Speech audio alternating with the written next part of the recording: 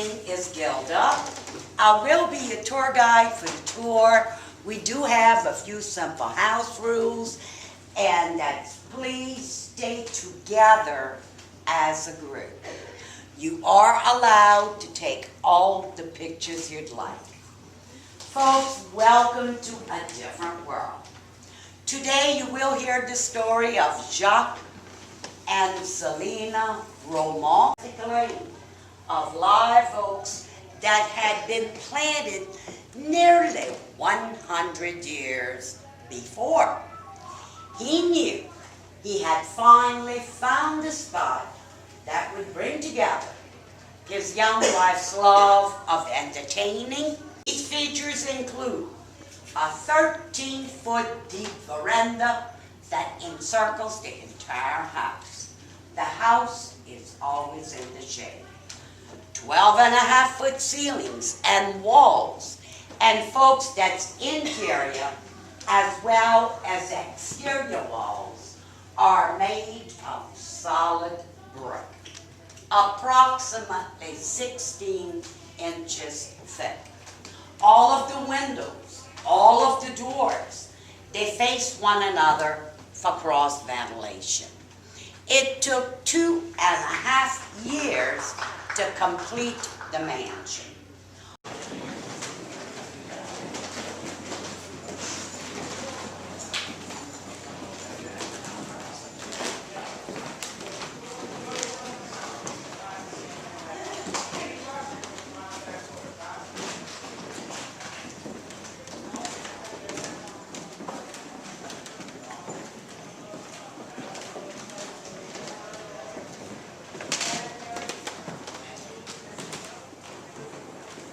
Folks, the dining room was the most elaborate room in a French Creole home.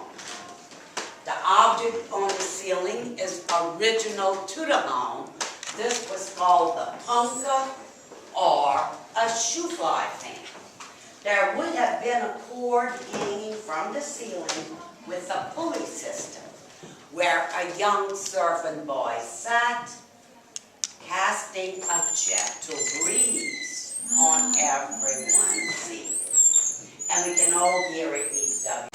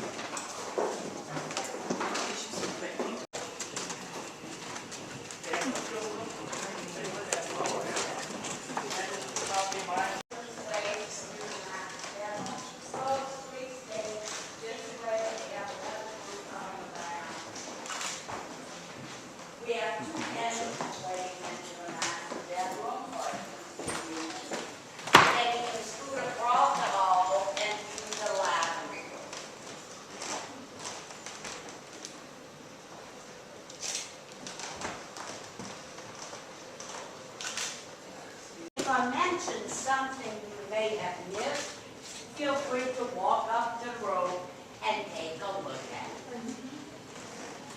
Now, the third level of the home in the 1800s was used. Apples were a symbol of hospitality in the South.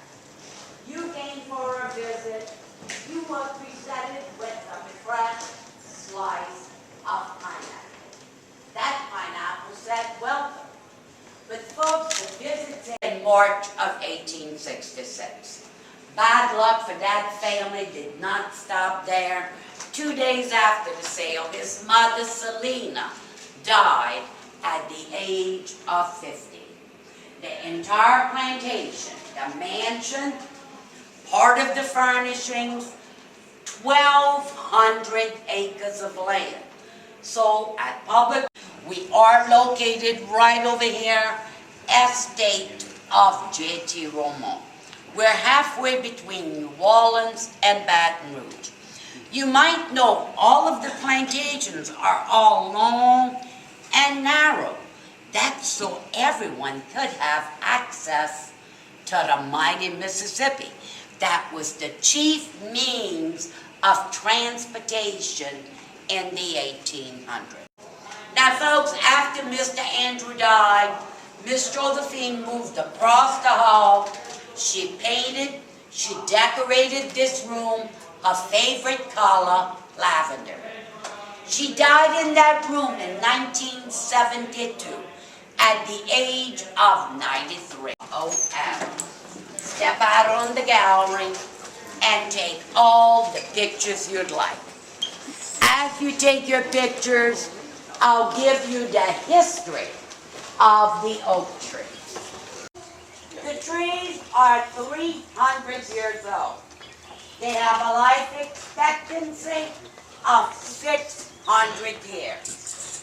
So ladies, our trees are in their midlife crisis.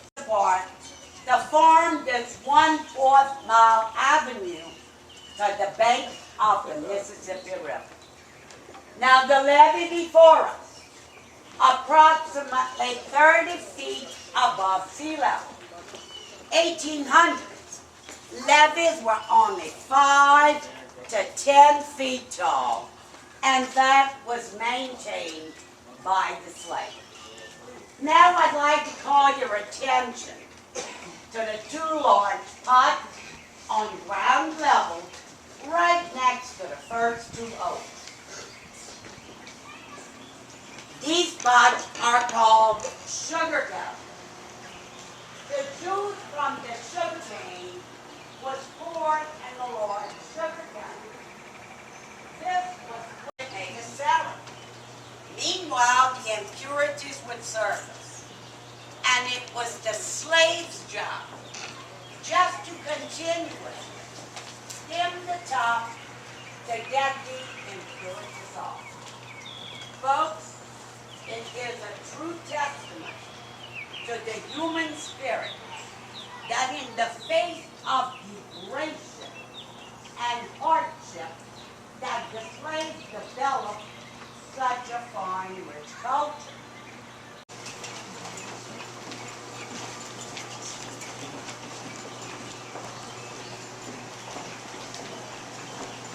Can I ask a quick question? Sorry, I'm British. Yes. I don't know what a levy is. A levee? Do you speak French? A little. A deed.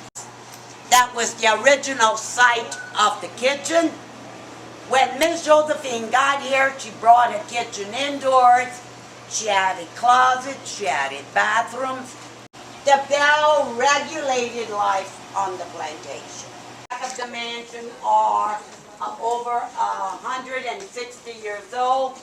These Virginia live oaks were planted by our first owner, Jacques Romo. Now at the end of this alley would have been 20 buildings for the slaves. 10 buildings on each side facing one another. Of one of 6 replicas slave cabins of the slaves. So next time you come here, we'll have slave cabins. Now we'll go downstairs.